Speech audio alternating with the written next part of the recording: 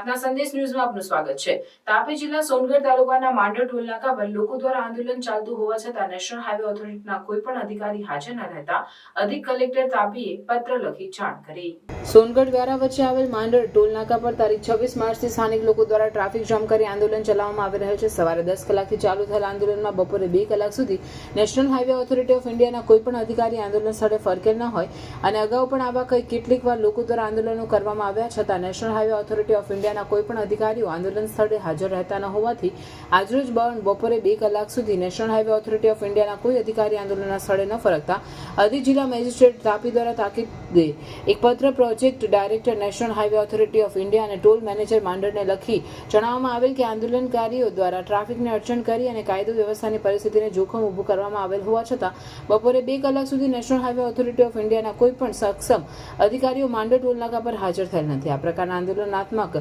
કાર્યક્રમો અગાઉ પણ લોકો દ્વારા હાથ ધરવામાં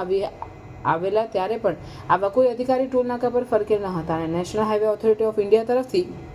કોઈ નક્કર નિવેડો લાવવામાં આવેલ નથી, જેથી લોકો દ્વારા વારંવાર વિરોધ પ્રદર્શન કરી આવા આંદોલનો કરવામાં આવે છે અને માંડર ટોલ નાકા પર ટ્રાફિકને અડચણરૂપ થાય તેવી પ્રવૃત્તિઓ કરવામાં આવે છે અને જાહેર શાંતિ ભંગ કરી કાયદો અને વ્યવસ્થાની પરિસ્થિતિ જોખમાય તેવી કૃતિઓ કરવામાં આવે છે, જેથી આ પ્રશ્નનો યોગ્ય અને નક્કર નિરાકરણ આવે તે માટે તાત્કાલિક કાર્યવાહી થાય તેવું તાપી જિલ્લાના અધિક જિલ્લા મેજિસ્ટ્રેટ દ્વારા પત્રમાં જણાવવામાં આવે છે અને એ દરમિયાન કોઈ અનિચ્છનીય બનાવ બનશે તો તેની સંપૂર્ણ જવાબદારી માંડર ટોલ નાકાની અને નેશનલ હાઈવે ઓથોરિટી ઓફ ઇન્ડિયાની રહેશે એવું પણ જણાવવામાં આવે છે। નવાઈ તો ત્યારે લાગે છે જ્યારે આટલું આંદોલન ચાલુ છે, લોકો આંદોલન કરી રહ્યા છે અને આ જાડી ચામડીના નેશનલ હાઈવે ઓથોરિટીના અધિકારીઓ હાજર રહેતા ન હોય।